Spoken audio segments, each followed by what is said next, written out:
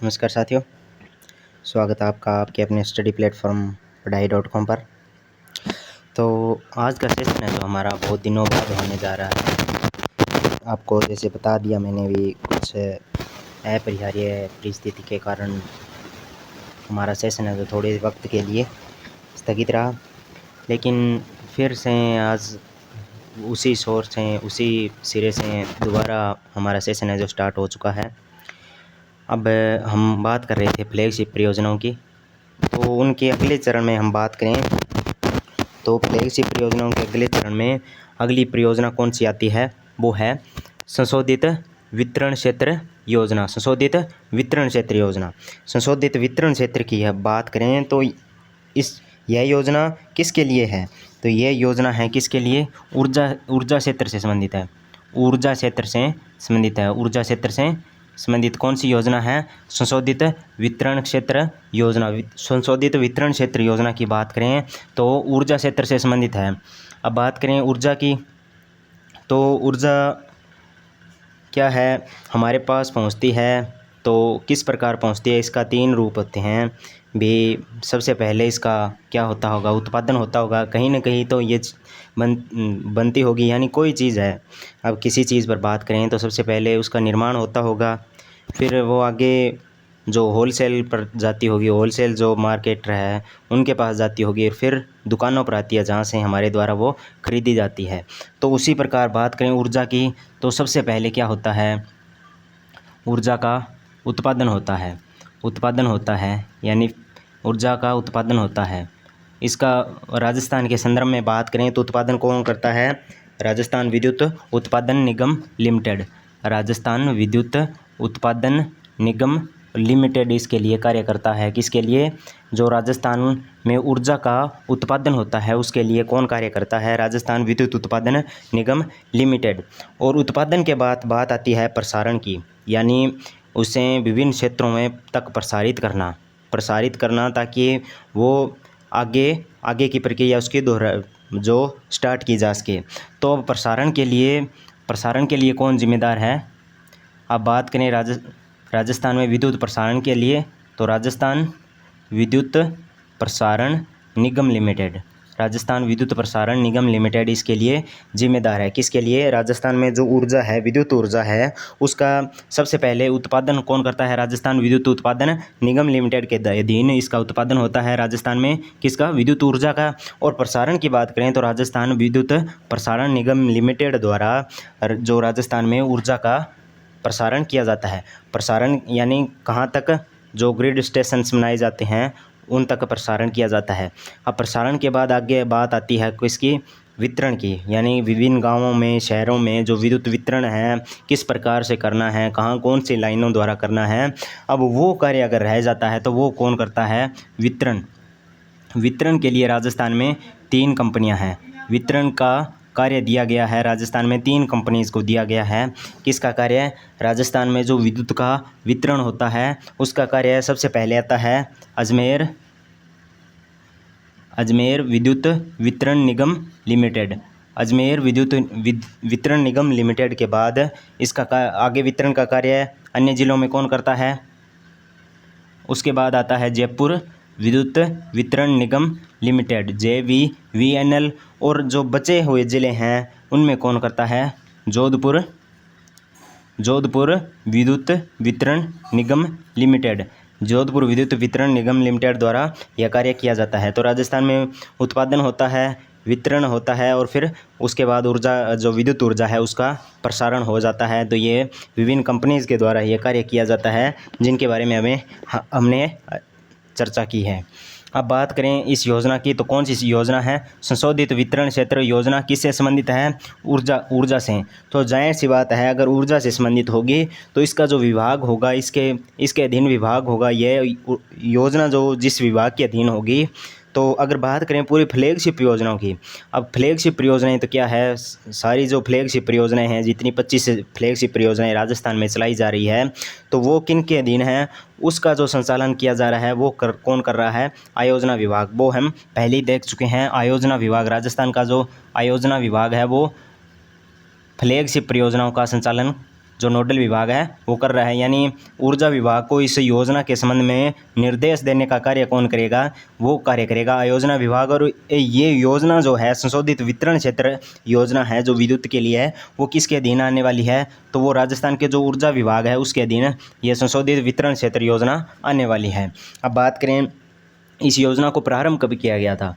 अब प्रारंभ किया गया था 20 जुलाई 2021 को। 20 जुलाई 2021 को इस योजना का प्रारंभ हुआ और समाप्ति होनी थी इसकी कब, 31 मार्च 2026 को। जो संशोधित वितरण क्षेत्र योजना है, संशोधित वितरण क्षेत्र योजना है, इसकी समाप्ति कब होनी थी, 31 मार्च 2026 को होनी थी। लेकिन इसकी जो समाप्ति तारीख है उसमें वृद्धि कर दी, क्योंकि जो उद्देश्य है सरकार के वो हम प्राप्त नहीं कर पाए, तो इसके लिए सरकार ने इसकी जो वृद्धि है इसके जो अवधि में क्या कर दी, वृद्धि कर दी। कब तक, 31 मार्च 2028 तक इस सरकार ने संशोधित वितरण क्षेत्र कार्यक्रम की जो अवधि है वो बढ़ा दी है। कब, 31 मार्च 2028 तक। होनी कितने तक थी, 31 मार्च 2026 को योजना का जो काल है वो समाप्त हो जाना था, लेकिन सरकार ने 31 मार्च 2028 तक इस योजना की अवधि बढ़ा दी है। अब बात करें अवधि कितनी रही इसकी, 5 वर्ष रहनी थी, 2021-22 से 2025-26 तक, लेकिन वर्तमान में बढ़ा दी गई है। अब इस पर कुल व्यय की बात करें, कुल खर्च की बात करें तो 3,03,758 करोड़ रुपए जो संशोधित वितरण क्षेत्र कार्यक्रम है, संशोधित वितरण क्षेत्र योजना है, उसमें कुल कितना खर्च आना था, खर्च आना है 3,03,758 करोड़ रुपए का खर्च इसके तहत आना है। अब बात करें इस योजना के पीछे सरकार का क्या उद्देश्य रहने वाला है, कि भी सरकार का ऐसा क्या लक्ष्य है जो इस योजना के माध्यम से सरकार है जो प्राप्त करना चाहती है। तो उद्देश्य है घाटा कम करना। किस चीज़ का, AT&C का। बात करें AT&C की तो 2024-25 तक अखिल भारतीय स्तर पर 12 से 15% घाटा कुल तकनीकी और कुल वाणिज्य ये है AT&C। कौन सा है, कुल तकनीकी और वाणिज्यिक स्तर पर जो कुल अखिल भारतीय यानी पूरे भारत में जो घाटा हो रहा है विद्युत विभाग को, उसको 12 से 15% की कमी करना। किस क्षेत्र में, तकनीकी और वाणिज्य। तकनीकी क्षेत्र यानी अगर सरकार क्या कर रही है, तकनीक विद्युत किसी तकनीक से तो हमारे तक पहुंच रही होगी। आज हम जो विभिन्न जो उपकरण देख रहे हैं विद्युत के, वो इस विद्युत के माध्यम से चल रहे हैं, तो इसके लिए सरकार कुछ ना कुछ टेक्निक का उपयोग करती होगी। तो उस टेक्निक में क्या है, कई बार खराबी हो जाती है कि जिस कारण क्या है, बीच में ही विद्युत बहुत ज़्यादा व्यय होने लगती है। अब क्या होने लगता है, विद्युत का जो खर्च है, अनावश्यक खर्च है वो होने लगता है तकनीकी खराबी के। और वाणिज्य जो घाटा है कौन सा होगा, वाणिज्य घाटा। अब सरकार हमारे तक विद्युत पहुंचा रही है, लेकिन कुछ असामाजिक तत्व क्या है, जो विद्युत का बिल है सरकार द्वारा जो हमारे पास भेजा जा रहा है, क्योंकि ये कोई मुफ्त में तो बन नहीं रही, तो इस पर कोई खर्च आता होगा, तो सरकार हमारे पास क्या भेजती है, आए महीने बिल भेजती है, भी आपका जो विद्युत खर्चा इतना आया है। तो कुछ असामाजिक तत्व क्या है, वो विद्युत खर्च नहीं भरते और क्या करते हैं, ऊपर से विद्युत की चोरी और करते हैं, तो वो वाणिज्य घाटा इसके तहत सरकार को होता है। तो उस घाटे को कितना कम करना है, 12 से 15% तक उस घाटे को कम करना है, जो राजस्थान सरकार को ऊर्जा यानी विद्युत के क्षेत्र में हो रहा है, उसमें 12 से 15% तक की कमी। अब बात करें औसत लागत यानी ACS और औसत राजस्व वसूली, यानी सरकार की कुल लागत और कुल जो वसूली इसके तहत हो रही है उसके अंतर को शून्य करना। यानी सरकार, अगर हम उदाहरण के तौर पर बात करें, अगर विद्युत के लिए यानी पूरे विद्युत के लिए उत्पादन हो गया, वितरण हो गया और प्रसारण हो गया, उसके लिए अगर 100 रुपये सरकार खर्च कर रही है, तो सरकार का यही लक्ष्य रहता है भी अपना जितना खर्च जो है वो मूल्य हमारे पास वापस लौट आए। तो उसको सरकार उन मूल्यों में अंतर को शून्य करना चाहती है। यानी औसत लागत जो सरकार की इसके तहत आई, जो हमारे तक विद्युत पहुंचाने में, और जो उसके लिए वसूली यानी बिल हमारे पास भेजा गया, जो बिल हम पे करते हैं विद्युत के लिए, उसके अंतर को शून्य करना सरकार का इसके तहत मुख्य उद्देश्य रहेगा। और बिजली आपूर्ति में सुधार, जो बिजली की आपूर्ति होती है उसकी गुणवत्ता और विश्वसनीयता और सामर्थ्य में सुधार, यानी ज़्यादा से ज़्यादा क्षेत्र में पहुंच इसकी करना। अब वितरण अवसंरचना की बात करें, इसका अगला उद्देश्य कौन सा है, वितरण अवसंरचना। वितरण कंपनियों को आपूर्ति हेतु वित्तीय सहायता। तो जो हमारी कंपनीज़ है जो हमें विद्युत हमारे तक जिन कारण पहुंच पा रही है, तो उन कंपनियों को क्या है, इस आपूर्ति सिस्टम के लिए वित्तीय सहायता सरकार द्वारा इसके तहत प्रदान की जानी है। अब बात करें इसमें प्रावधान कौन कौन से हैं या घटक कौन कौन से हैं। इस योजना के 2 घटक हैं। मुख्यतः कितने घटक हैं इस योजना के? 2 घटक हैं। तो सबसे पहला आता है मीटरिंग और अवसंरचना कार्य। मीटरिंग और अवसंरचना कार्य की बात करें हम, तो प्रीपेड स्मार्ट मीटरिंग एआई द्वारा डेटा विश्लेषण इसमें किया जाएगा और ट्रांसफार्मिंग तकनीक है उसके आधार पर सिस्टम मीटरिंग पीपीपी मोड यानी पब्लिक प्राइवेट पार्टनरशिप मोड पर जो प्रीपेड स्मार्ट मीटर है उसकी स्थापना की जाएगी। और वितरण अवसंरचना को उन्नत करना, इसके जो पहला जो प्रावधान है उसका अगला पॉइंट है कौन सा है? वितरण अवसंरचना को उन्नत करना, यानी बिजली चोरी को रोकने हेतु एबी केबल नए सब स्टेशन स्थापित करना।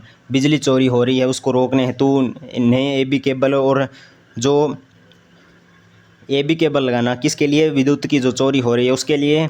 और जो नए सब स्टेशन है उसको बनाना, जो नए सब स्टेशन ग्रिड स्टेशन उनका निर्माण करना और अपग्रेड किसको करना? जो पुराने सब स्टेशन हैं उनको अपग्रेड करना इसके तहत इस योजना का उद्देश्य है जो रहने वाला है।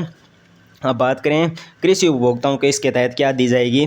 दिन में विद्युत आपूर्ति दी जाएगी, जिससे जो किसान है वो भी अपनी सुविधा का लाभ उठा सके। और एलटी केबल की स्थापना किसके लिए? कंडक्टर क्षमता को बढ़ाना। एलटी केबल की स्थापना की जाएगी और प्लस में क्या किया जाएगा? जो कंडक्टर क्षमता है उसको भी इसके तहत बढ़ाया जाएगा। अब दूसरा और लास्ट उद्देश्य आता है, जो दूसरा और लास्ट घटक कौन सा आता है? प्रशिक्षण क्षमता का निर्माण। सरकार इसके तहत क्या कर रही है? प्रशिक्षण क्षमता का निर्माण कर रही है। तो हम पढ़ रहे हैं कौन सी? संशोधित वितरण क्षेत्र योजना। तो इसका दूसरा उद्देश्य है, दूसरा घटक या प्रावधान कौन सा है? घटक कौन सा है दूसरा? जो प्रशिक्षण क्षमता है उसका निर्माण करना। जो प्रशिक्षण क्षमता का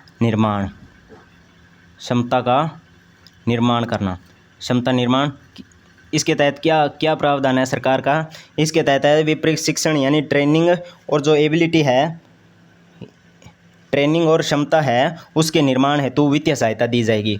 जो ट्रेनिंग है उसके लिए सरकार इसके तहत वित्तीय सहायता देगी। कौन सी योजना के तहत? संशोधित वितरण क्षेत्र योजना। तो ये थी आज की हमारी योजना। क्या पढ़ा हमने? संशोधित वितरण क्षेत्र योजना। ऊर्जा विभाग इसका नोडल विभाग है। कब स्टार्ट हुई?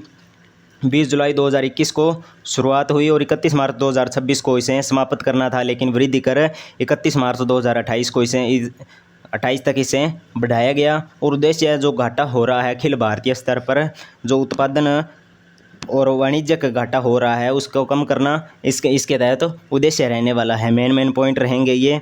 तो ये थी आज की हमारी क्लास। तो सभी साथी अगर क्लास को पूरा देख चुके हैं तो कमेंट करें, और जो भी साथी हमारे साथ नए जुड़े हैं वो चैनल सब्सक्राइब ज़रूर करें, ताकि ठीक इसी प्रकार आपको मज़ेदार अपडेट मिलती रहे।